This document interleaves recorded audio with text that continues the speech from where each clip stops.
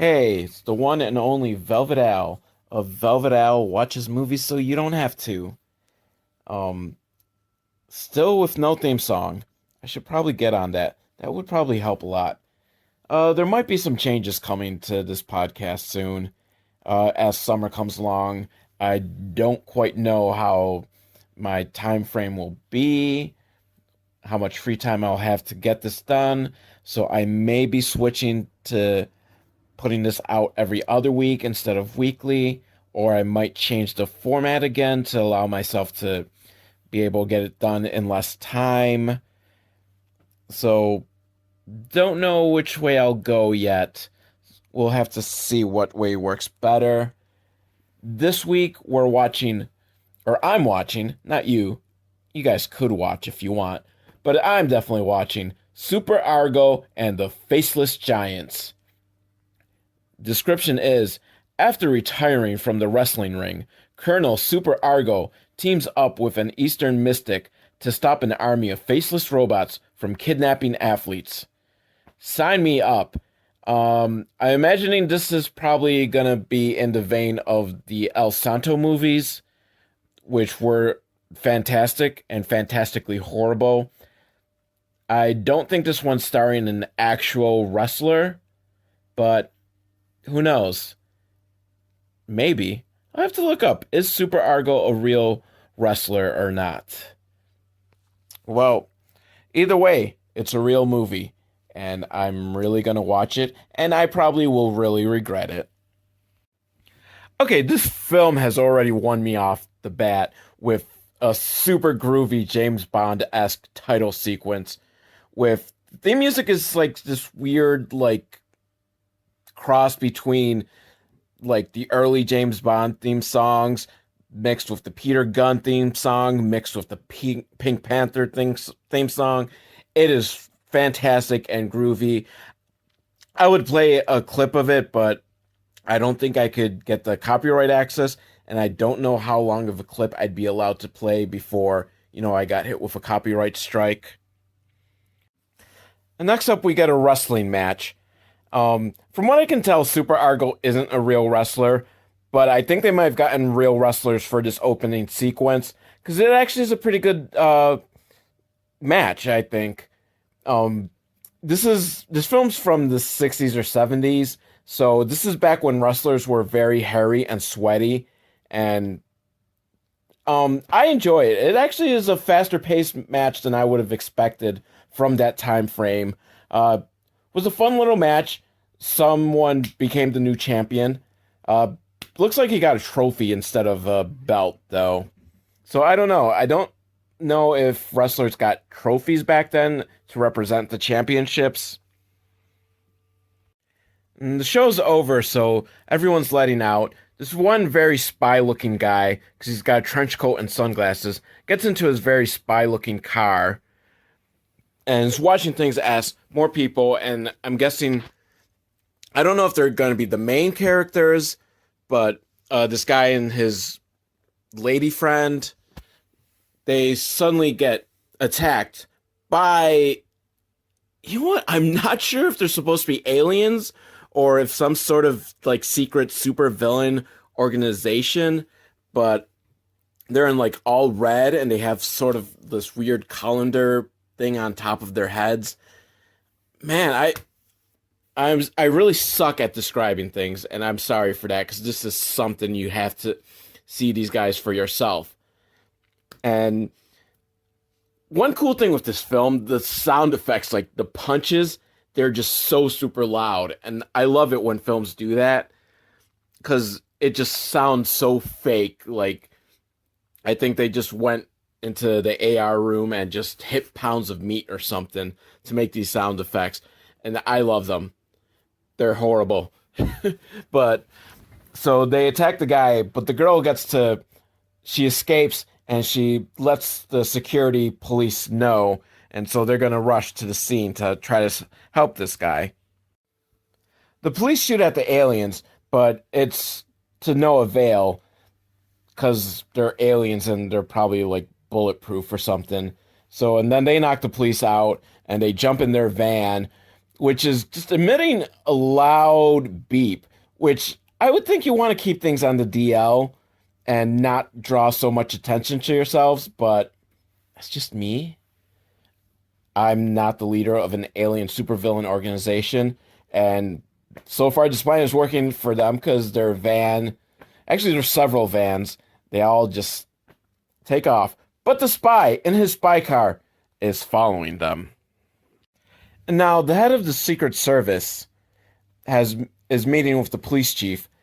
Now, this is an Italian film that's just very horribly dubbed in English, so I'm guessing they've changed a lot of things for the American audience.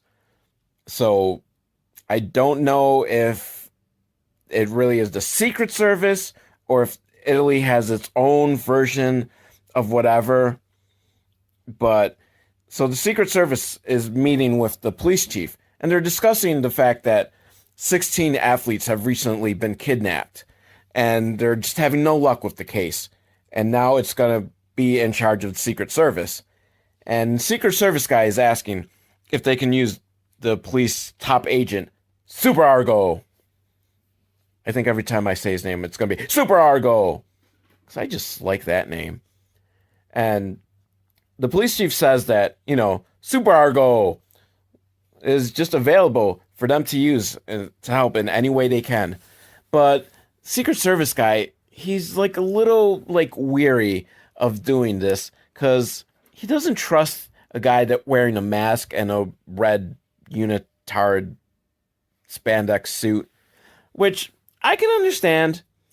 He might not be the most sane person there to be doing police work, but police chief, reassures him that, Super Argo is a great detective and apparently has been working with master of the mystic arts. So, I mean, I guess there's a sort of maybe Doctor Strange type storyline going here as well. Or probably we're already at the end of it. So Super Argo has met with the Ancient One and now has all these mystic powers. Except we don't have as good special effects as Doctor Strange. Now, Super Argo is currently doing some levitation thanks to his Indian friend. And that's Indian essence from actual India, though I'm not entirely sure if the actor himself actually is from India. But just letting you know, Indian, not just Native American, because, again, this is an Italian film, but from India, because people from India are masters of mystics arts, But, Super Argo is levitating, but his meditation has to come to an end because he senses that the police chief and the Secret Service guy are there. And, they get let in, surprised that Super Argo knows that they've arrived. And he already knows that it's a case about the kidnapped athletes because he's able to read the mind of the Secret Service guy. Because I think Super Argo pretty much told the Secret Service guy that he's an idiot. So it was really easy to read his mind. And meanwhile, Indian friend, he says this isn't magic. This is science. And anyone could learn. But, and quote, we live in a world where too many people have to burn their fingers before they know that fire is hot. Those are some classic words. That's some good classic mantra. I think we should all abide by those words. That should be like a motivational poster. People have to burn their fingers before they know fire is hot. And now Super Argo shows off his superpowers by destroying a vase with just the power of his mind. Like a fucking psychic blast just shoots out and destroys this vase. I don't know how the aliens or whoever supervillains they are stand a fucking chance against Super Argo. And, Secret Service guy still, it's just an optical illusion. But, luckily Super Argo isn't going to use his psychic blast and blow this guy's brain out. At least not yet. That's why Super Argo is a better man than me. Because I'd be like, fuck you. Is this an optical illusion? And then blam! Explode his head. Now, Super Argo is willing to help out on the case on the condition that there's no oversight, but the Secret Service guy just can't give that in. So it looks like, at least for right now, Super Argo is not on the case, but I bet you he will be on the case. Now, the van of supervillains pulls up to a bank, and they've got their siren going off super loud because, you know what, they just don't give a fuck. They're like, you know what, who's going to stop us? So let's just draw as much attention to ourselves as possible. And they walk right in, knocking down anyone that gets in their way, going straight for the vault and just taking the money and being like, fuck you guys, except completely emotionless, uh, no talking, no facial expressions. The one guy I think has his eyes closed the entire time, just pretty badass. He's like, yeah, I can do this shit in my sleep, literally. The police arrive with fucking machine guns because they must know like this is gonna, take more than regular pistols to take these guys down. And quicker than you can say police brutality, they just open fire. But it doesn't stop the supervillains. They are unfazed, completely just still walking straight ahead and just push the police aside, knock them to the ground. Again, no emotion whatsoever because I don't know, maybe they're like robots or something. They're like androids. I don't know. I'm sure we'll find out later. And I think, the only person that's going to be able to defeat these supervillains is Super Argo. Because, he's the title character. Speaking of Super Argo, we see the head of Secret Service is now bending over backwards for him because the president has commanded him to give Super Argo whatever he needs to solve this case. And so Super Argo has a plan. He's going to protect the damsel in distress, who's the brother, or her brother, she's the sister of one of the kidnapped athletes. So Super Argo is going to defend her. And she, even though, he's defending her, but actually he's using her as bait in the trap to bring the supervillains to her. I'm not exactly sure, like, the reasoning behind this plan, because if they've been kidnapping the athletes, but so far no mention of athletes' families being kidnapped as well. So, I mean, is she an athlete herself? Is that why they're going to go after her? I mean, Super Argo must know something, He's Super Argo. And Damsel asks him about the costume, which, it's like it looks like he's got the cutoff of a Batman mask or some cheap Halloween plastic mask and a red leotard around him. He kind of actually looks more like Chesperito from Super Chesperito, just without the logo on his chest. I don't know how many of you know what the fuck I'm talking about with Super Chesperito. But yeah, once you're done with this podcast, or even if you want to pause now, go look up super. See, a professional podcaster would go and edit that out. But me, I'm real. I'm real with you people. So that shit stays in. But check out Super Chesperito. But Super Argo, he tells her that, it was his wrestling costume, and it brought him luck then, and so he figures it brings him luck as a superhero. Of course, I guess he's not telling her that, it's all scripted, wrestling is, because, I mean, this is the 70s. People still, kept that shit from their families. So, good for Super Argo for keeping up kayfabe. But Super Argo's instincts are correct, because the supervillains do show up to her house and just smash the door down and smash the windows to come in. And one thing I want to know, everyone's been so far calling them giants. They are no taller than Super Argo. And Super Argo himself is probably only 6'1". He's only maybe 6 inches taller than Damsel in Distress. So it's not like any of these people are super tall. I mean, maybe back in the 70s, 6'1" was a giant, but like I said, they're not that much taller than the woman. So calling them giants seems just a bit of a stretch. But then again, you know, if we're dealing with the world of professional wrestling, you it's everything's all about just stretching it all out, just stretching the truth as much as you can. Like listen to Hulk Hogan. These days when he tells the story about body slamming Andre Giant, Andre Giant's like 800 pounds, which is just ridiculous, but it makes for a good story. So the villains do manage to get a hold of Damsel and kidnap her, and they're off while Super Argo is fighting the last of the villains.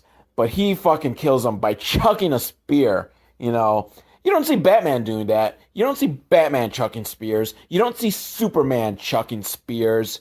You don't see the Wakandans. Actually, they do chuck spears. They chuck super futuristic high technology spears, and that is badass. So, you know, superheroes should chuck spears more. Spears are just a fucking badass weapon. And so now that he's taken care of that quote unquote giant, Super Argo jumps into the Super Argo mobile, which I don't think is really the Super Argo mobile. It's just an Italian sports car. And if I knew more about cars, I could probably tell you what kind it is. But I'm just going to refer it to as the Argo mobile because that would just be fucking awesome. Oh, and it just dawned on me, you know, the title of this movie is Super Argo and the Faceless Giants. So yeah, they're of course everyone's referring to the villains as giants, even though they're not fucking giants. Now, spaghetti westerns are a thing. So, would spaghetti espionage also be a genre? I don't know how many like Italian spy films there are. I only ask because the soundtrack to this film is actually pretty cool. I like it. I am gonna probably try to find it and download it. It's very, very groovy. I mean, it's probably like a little generic. It's kind of generic spy music with kind of like a little Italian flair. So it's not like it's amazing music, but it's a lot of fun, and I am really enjoying the music. So I hope that this is like a whole genre of like spaghetti espionage, because spaghetti westerns have good soundtracks too. So, you know, yeah, spaghetti. I am now kind of just hemming and hawing because I forgot what my point was. But Super Argo is chasing after the van of supervillains, and the lead guy, the mastermind, I'm guessing, because he's not a faceless giant. He's probably about as tall as these giants, but he doesn't have the costume, which maybe this is why they're considered giants, because their headpieces do probably add another foot, at least another 6 inches. So it's much like me when I'm saying my penis size. I just add an extra 6 inches. But the mastermind, he's using his spy hunter van weapons and leaves an oil slick that stops Super Argo in his tracks. So Super Argo gets on the phone, and even though it's 4 in the morning, calls someone. I'm not sure if it was the police chief or the head of Secret Service, but he said that he has killed one of the giants, and he wants to examine him, so he wants to bring other people in to help him examine the giant. That isn't a giant. Super Argo makes it back to his house, which I guess it was his house. I thought he was protecting Damsel in her house, but no, it was his house. So I am so confused. I don't fully understand what his plan was, but he is back, and there is the head of Secret Service, as well as Super Argo's Indian mystic friend, and they're all wondering, what happened to the body? There is no giant here, and the spear that got chucked through the giant's heart, it's there, on the floor, completely clean, no blood anywhere. What's going on? If a giant was killed, there should be a bigger mess, even if the body's gone. But no, the body is gone and it's completely clean. And the head of Secret Service, he's like, what's going on here? Is Super Argo starting to lose it? And, maybe he is. Maybe we all are. So Super Argo has to come up with a new plan. And his mystic friend reads his mind and goes, it's a good plan. I approve. And the plan? Super Argo is going to get back in the ring.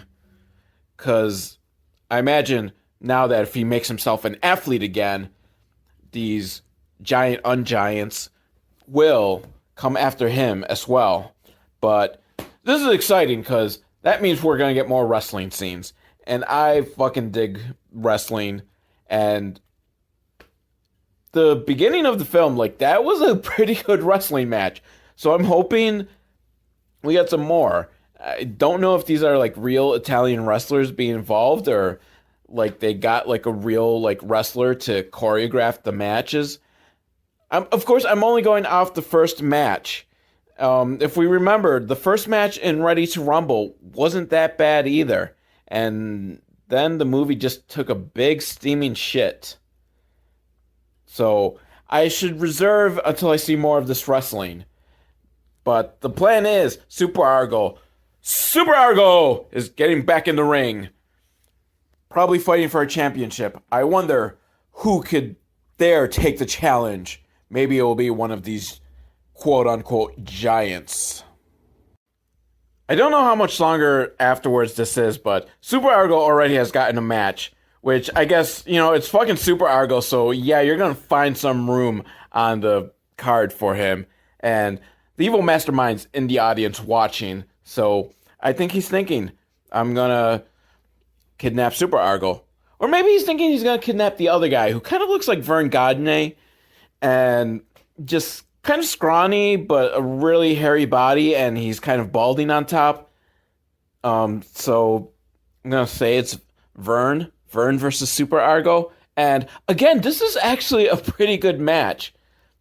It only lasts a minute, so it's a little too much overstuffed for being a minute match, but if it was kind of stretched out into a real match, this would have been really fucking cool.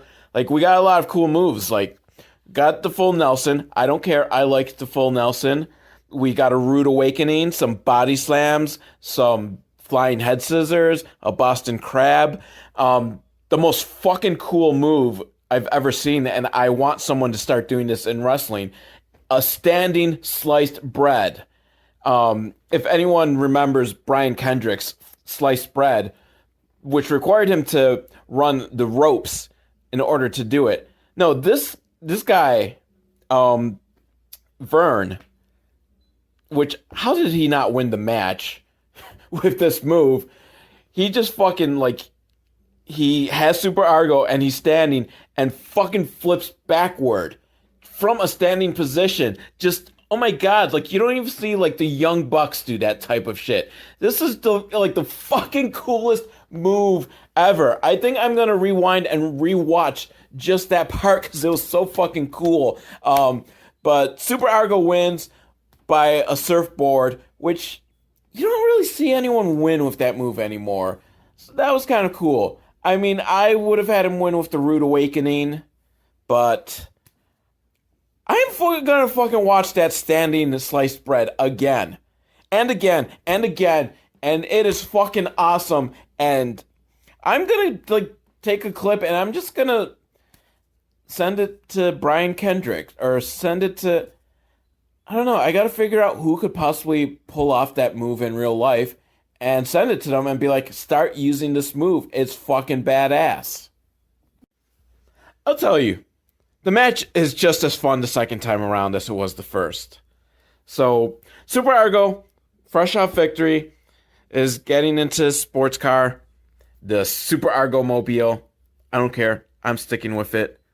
When, he gets attacked and kidnapped by the Faceless Giants. Now, again, they're not that tall. They're the same height as Super Argo. So I don't consider them giants.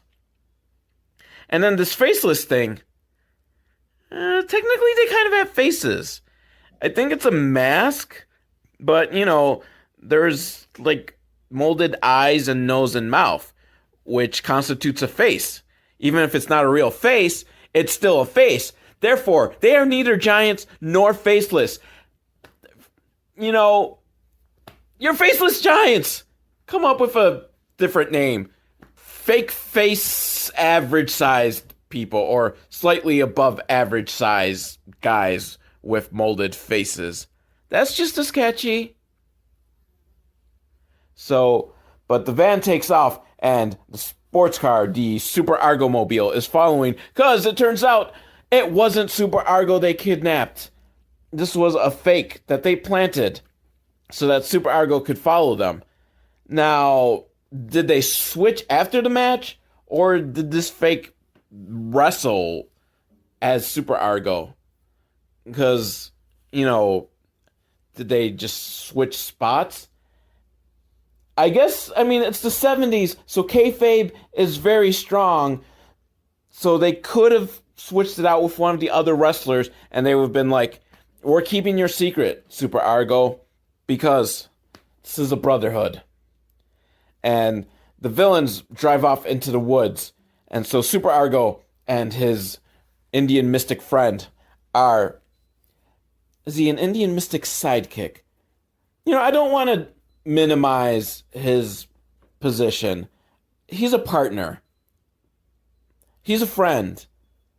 And he's mystic. And they're off into the woods to follow the villains.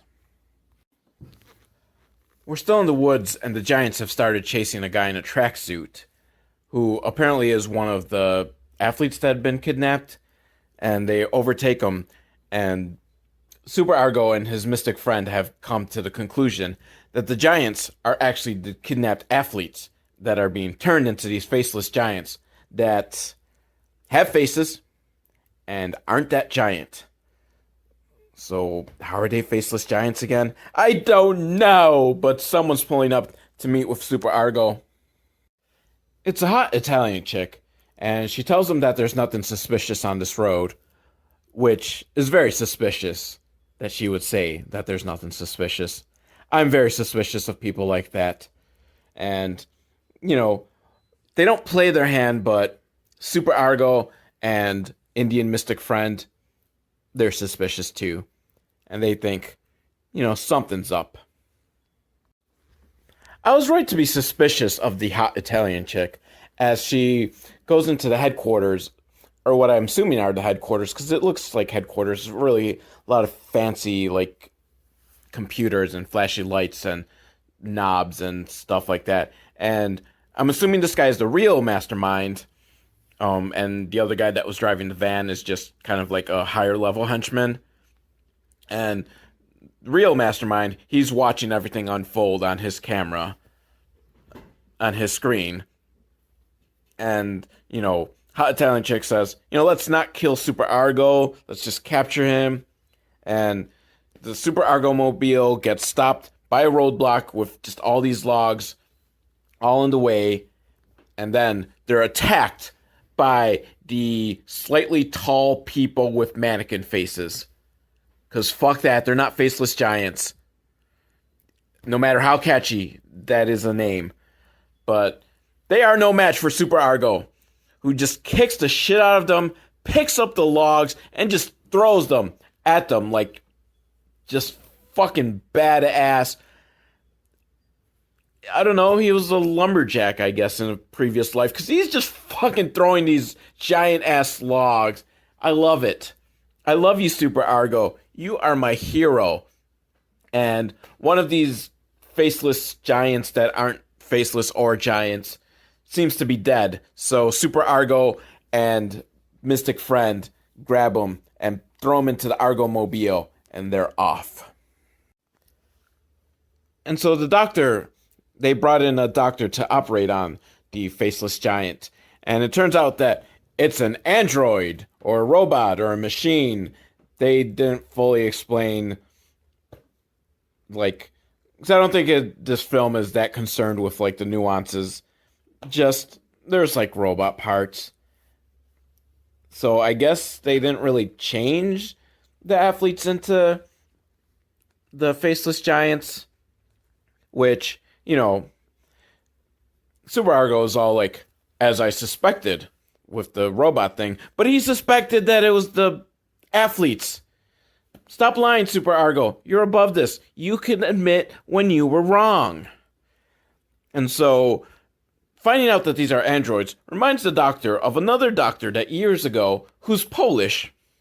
Because apparently, I don't know how, like, unless that this was happening in Poland, I don't know what him being Polish really had to do with it. But he was trying to create artificial parts and artificial people. But he went crazy and he's supposedly institutionalized.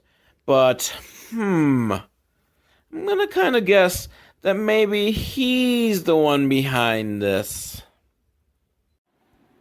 And so Super Argo and his mystic friend go to the institution for the criminally insane, which is not in Poland. So again, I'm not sure what relevance that the one doctor dude is Polish has to do with anything. So, but he's a shell of a man, and he just won't do anything. He won't eat. He will barely speak, and he's calling for his daughter, Gloria, who I'm guessing will either be the hot Italian woman or the damsel in distress. Don't know yet, but I'm betting on one of the two. And the hospital doctor, he says that the Polish guy has mental disorientation, which, I don't know, might be a real medical diagnosis. 50-50, because it kind of sounds like it could be one, and it also kind of sounds like it's completely made up. But apparently, the world-famous Dr. Watt is the one that first diagnosed him. I was about to try to do some sort of, like, who's on first routine. What came up with the diagnosis? Who? No, not who. What? That is very so super lame. I'm sorry for just such a lame joke. But apparently, the crazy guy, Polish guy's daughter, might still be in Poland. So I guess that's what the relevance of him being Polish is. I still don't know why they brought that up. It is just so bizarre. Like, yeah, this guy's Polish. You know what that means. I almost expected them to just say, yeah, he's an idiot. Now at the evil secret villainous lair, the villains are doing something to damsel in distress. Some sort of experiment, or they have her under hypnosis or something. And the head guy, the mastermind, is whispering to her that Super Argo is her enemy and he wants to kill her. Which, I guess they're setting up for her to be brainwashed to want to then fight Super Argo. Of course, she wouldn't provide much of a challenge. On other podcasts, they would edit stuff like that out, but remember, this podcast is the realest of real podcasts, and I will keep all my mistakes in because I am too lazy to go back and edit. But, so I guess the plan is that she's going to stop Super Argo, but it would be more like she'd probably, would delay him because he could easily overpower her. After all, he is Super Argo! And I don't think she has super strength or anything, but he's Super Argo, so he wouldn't want to hurt her, so he would be very gentle and not actually fight. I wonder if the movie Argo has anything to do with Super Argo.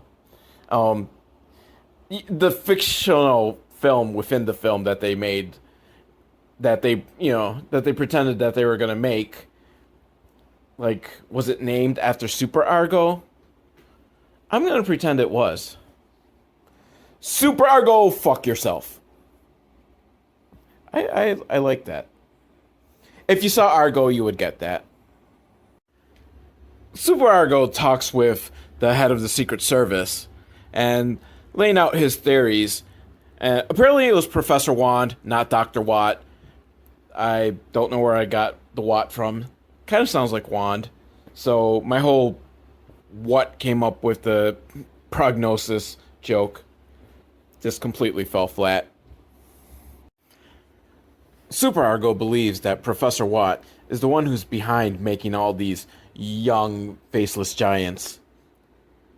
I don't know, isn't that a band, Young Faceless Giants? It should be. What is it, Young Marble Giants? Something like that. Anyhow, he believes Professor Wand, I keep wanting to say Watt. That's like so much cooler. So he thinks Professor Wand is behind these faceless giants. And he's got his ideas because Professor Wand's clinic is near the area where they ran into the faceless giants. And then the Polish guy's daughter, Gloria, well, Professor Wand has an assistant named Gloria who lives near the clinic. Could it be the same Gloria? I don't know. I thought she was Italian, but she could be Polish. Once again, one thing I've learned doing this podcast is that I am very, very racist when it comes to white people and thinking they all look alike. It's not my fault. White people, you guys do look alike. A lot. Honestly, everyone looks alike to me. I'm just not good with faces. And I can't really tell someone's ethnicity. Italian, Polish, whatever. All I see is a hot chick. So Super Argo and Mystic Friend are driving to the villainous lair, but they stop because Damsel is laying in the middle of the road, passed out. And they don't suspect that it's some sort of trap. Because, they're more concerned for her. And she's alive, just passed out, so they do take her back to Argo's house. And she comes to, but she can't remember anything, and she passes out again. So Argo lets her sleep in the bed, but he decides that he and Mystic Friend should still, stay there to keep an eye on things. And Super Argo is a hell of a guy, honestly, because he lets Mystic Friend sleep on the couch while he takes the love seat. The couch would be more comfortable, I would think. Because at least you can lay down. Love seat, you gotta sleep sitting up. Or put yourself in a very weird, uncomfortable position. But Super Argo doesn't care about that. He cares that his friend gets the comfort. And now nighttime falls, and Damsel wakes up. Damsel in distress remembers the hypnosis. Subconsciously, she remembers that Super Argo is her enemy. So she grabs a gun that I'm not 100% sure where she got the gun from. Maybe I missed something. But she grabs a gun and she shoots Super Argo. Luckily, his suit is bulletproof. Which, I think every wrestling suit should be bulletproof. Or maybe he made it bulletproof after he gave up wrestling to become a superhero. But either way, he's bulletproof and he's still alive. And he realizes, she must have been hypnotized. So they take her to the doctor. Movie gets a little boring as Super Argo breaks into the villain's lab and he is face to face with Dr. Wand, which I thought it was Wand, W-A-N-D, but apparently it's W-O-N-D. I don't know why that bothers me as much as it does. But, he's interrogating Dr. Wand or Professor Wand or Mr. Wand. And, the evil villain has all sorts of answers to make it seem that all these things are just coincidences, and the Polish hot daughter changed her name because Polish doctor went insane, and, there's nothing bad going on, and I kind of just started tuning out because it was very boring. But to make up for it, Super Argo jumps out the window with a huge, like, spring sound effect, like almost like the reverse of Lee Marvin's $6 Million Man jump sound effect, and that was cool. And I want more of that effect, because I have not heard this spring effect used once, and Super Argo has jumped many times, so I hope that it keeps happening every time he jumps. Super Argo did bug the office before he left, so now he's able to listen into the conversations. And Hot Polish Daughter, who, to me, I don't know, I still think she looks Italian, but then again, I'm not sure what quantifies looking Italian and what quantifies looking Polish. Like I said, the most important fact is that she's hot. And she's hoping that her dad will be released. So I think she isn't a villain at heart. She is just fallen into the bad crowd and is just trying to get her father freed. And meanwhile, Super Argo and Mystic Friend have jumped into the brand new souped up Argo mobile, which, I don't know if I mentioned that earlier, but one of Super Argo's demands was that he got a new Argo mobile. Well, he didn't call it the Argo mobile, because still, why aren't you calling it the Argo mobile or the Super Argo mobile? It's just, that name is just right there for the taking. But honestly, I think it's like a station wagon. Definitely not as cool as like the sports car that he was driving before. Okay, I take back my complaint about the new and improved Super Argo mobile. While it doesn't look as cool, it's got fucking giant blades that come out of the front and sides. Oh my god. Super Argo mobile is Super Argo awesome. Oh, and they're just fucking mowing down all the faceless giants, just taking them out with these fucking giant blades. This is awesome. Unfortunately, the two henchman vans come on each side and just squish together, and the Argo mobile's trapped between them, and it explodes. Oh, what a design flaw. That it just, on impact, it fucking exploded? What the fuck? What is this? Like, Ford Pinto made the Argo mobile? Gotta get back on the drawing board. If you survive this, Super Argo. Of course, the car crash isn't enough to take out Super Argo, because he is fucking super tough. He jumps out, and he lifts a telephone pole! He picks up a fucking telephone pole to take out some more of these giant, faceless guys that aren't giant or faceless. But who cares?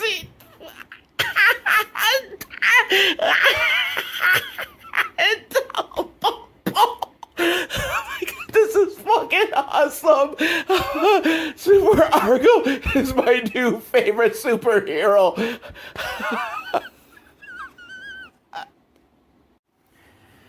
Now, Super Argo has developed some electron guns for him and his mystic friend that should help fight the faceless giants, because it stops their electronic hearts.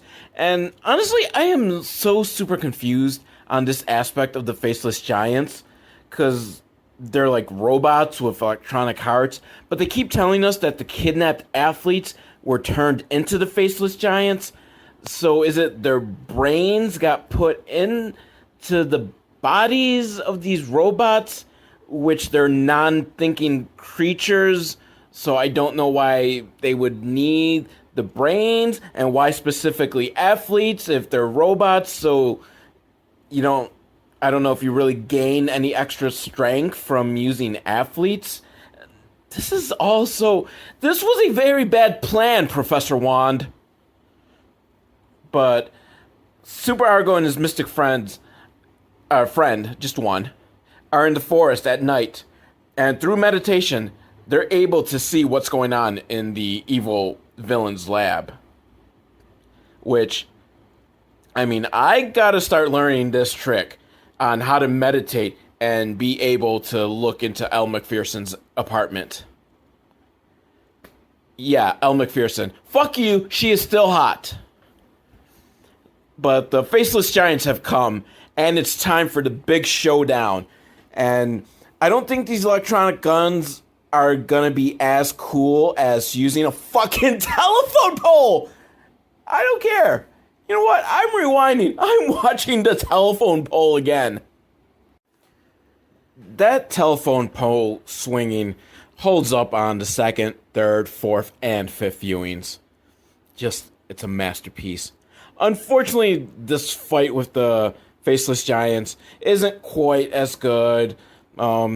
He takes down a bunch of them, but then his mystic friend falls into one of those hidden traps where you think it's just grass, but there's a hole underneath.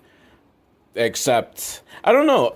It seems like the hole is not that deep because his head and arm is still like above. So I don't know. Maybe I was thinking kind of quicksand, but it's the forest. Is there quicksand in the forest? Yeah, because I don't know. But Super Argo is working on getting him out, and then I don't know if we missed something because then all of a sudden Super Argo and Mystic Friend are inside the villain's volcano lair, apparently, or it's the cave. And Professor Wand says that he's finally got Super Argo and he can kill him. But Hot Polish Daughter, she doesn't think that's a good idea.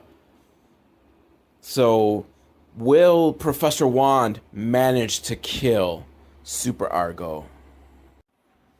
Super Argo's head is placed on the chopping block, but unfortunately, every henchman that tries to lower the axe and chop off his head can't do it, because Super Argo and his hypnotizing power has just got them in a trance. And Hot Polish Daughter says that they need to let him go and not kill him. Is she also hypnotized? Professor Wand thinks so, but she wins out, and they let Super Argo go back to his cell. Super Argo and his mystic friend are in their cell when it starts filling up with poisonous gas. Doing some quick scientific calculations of something or another with density and other stuff that I didn't understand in school, so I certainly don't understand it now. But they figured that the gas is only going to fill up halfway up the room. So, obviously, they're going to use their levitation trick to levitate themselves above the gas, which they do quite impressively. But unnecessary, because the gas then gets turned off by Hot Polish Daughter, and she's impressed. Although, I mean, it does impress her. She's like, wow, that's a cool trick. And then he shows off even more by snapping his chains that had held his hands together, which if he could do that a while back, why didn't he do it a while back? I guess he was just saving it for an awesome party trick in case the Hot Polish Daughter came by, because she looks impressed and she's got that split me wide open face. I don't know if that's a thing. I was just going off the fact that he split open his chains. I don't know. What I'm trying to say is that Hot Polish Daughter now wants to ride him like Super Argo. Man, I am just striking out with my attempts at humor here.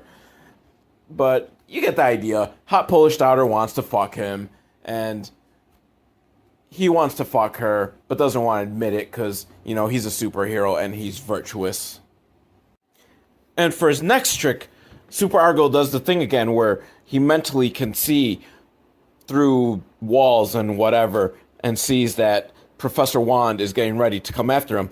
But the trick has been one up this time, because not only can he see that, he can mentally project the image onto the wall so that Hot Polish Daughter and Mystic Friend can see it as well. Oh my god, Marvel Comics, if you're listening to my podcast, try to get the rights to Super Argo, because him and Doctor Strange would just be fucking badass team. Just, wow. And I'm sorry, if I had those kind of tricks Yeah, I'm gonna impress hot Polish daughters as well. So Super Argo is gonna run to try to take on Professor Wand head to head. Super Argo gets the jump on them, and he's kicking ass. But unfortunately, hot Polish daughter gets all scared and worried for him, and comes running out and goes, "No, leave him alone!"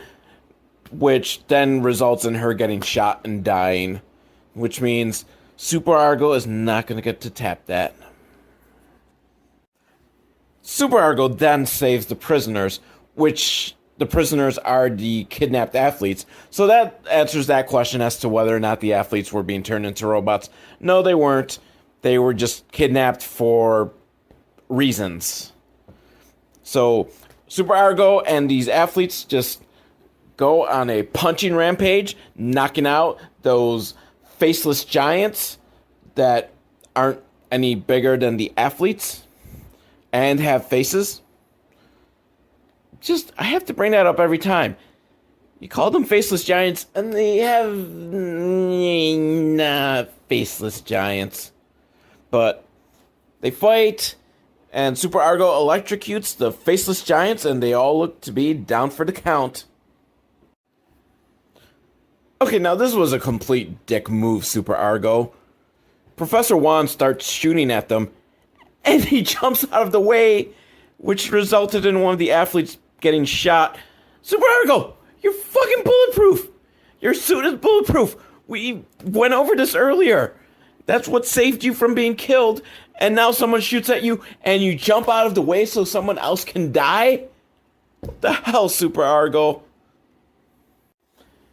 And after a lot of running, punching, kicking, gymnastics, Super Argo defeats Professor Wand, then throws him into the quicksand tar pit jungle trap that Mystic Friend was in earlier, and Super Argo just fucking stone cold lets him die, like, just cold-blooded, just, goddamn.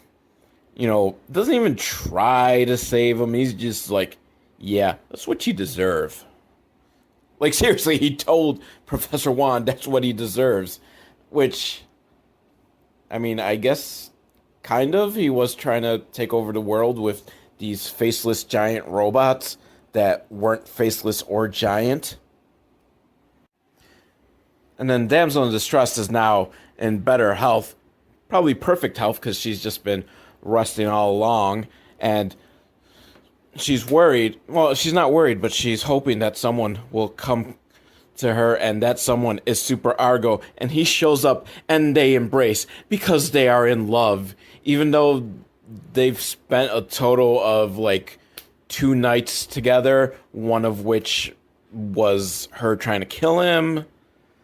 Not her fault. She didn't consciously try to kill him, but she had been hypnotized. And the first night she got kidnapped.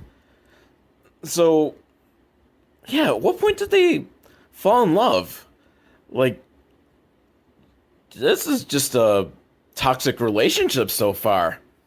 Super Argo just hit it and quit it, man. Yeah, so that was Super Argo and the Faceless Giants. Argo was super in both fighting evil and with his wrestling moves. The Faceless Giants had faces and were about of average height. And I gotta say, I enjoyed it. Soundtrack was kind of cliched, but groovy. I apologize if you decide to watch this movie afterwards, because you've spent all this time listening to me talk about it when you could have watched it yourself. So, if you're angry, just shoot me a comment on YouTube if you're watching it through YouTube, or velvetowl@hotmail.com if you're podcasting it the old-fashioned podcast way. And, you know, just hit me up anyways, and just let me know if you have any ideas of films you would like me to check out sometime in the future. Ideally, movies that you haven't seen and want me to save you the trouble of seeing. And that wraps it up for this week, kids. I still wish I had a good closing line.